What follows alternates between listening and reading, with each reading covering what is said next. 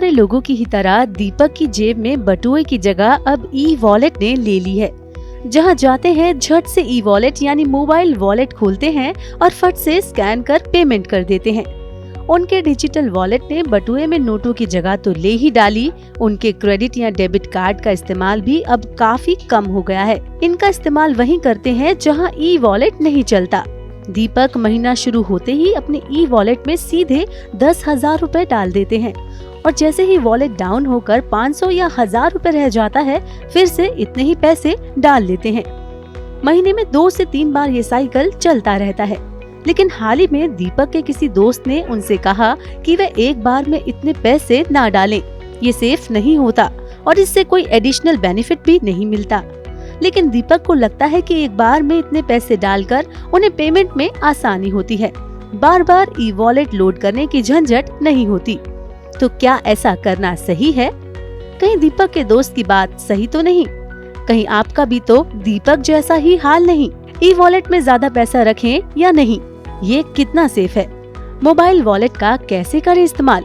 ऐसे तमाम सवालों के समाधान के लिए आपको देखनी चाहिए हमारी ये खास रिपोर्ट। रिजर्व बैंक की गाइडलाइंस के तहत आप डिजिटल वॉलेट में अधिकतम 2 लाख रुपए लोड कर सकते हैं। दीपक की ही तरह कई लोग ई वॉलेट में एक ही बार में काफी सारे पैसे डाल देते हैं।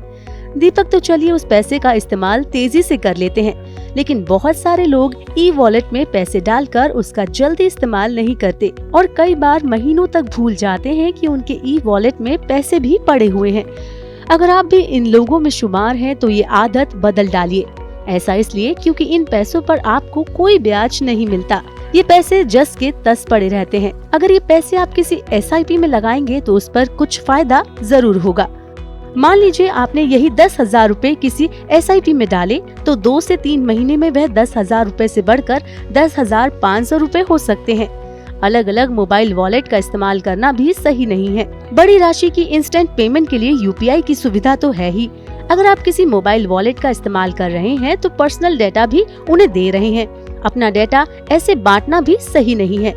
अगर जरूरत एक वॉलेट की है तो क्यों कई सारे मोबाइल वॉलेट ऐप डाउनलोड करना और क्यों हर वॉलेट में बेवजह पैसे डालना?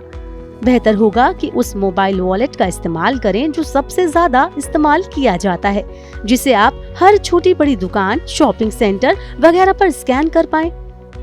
इसी तरह अलग अलग शॉपिंग एप्स के भी अपने वॉलेट होते हैं। कई दूसरी सेवाएं देने वाली कंपनियों जैसे कि टेलीकॉम कंपनियों, online travel, hotel, flight booking कंपनियों के भी अपने वॉलेट होते हैं।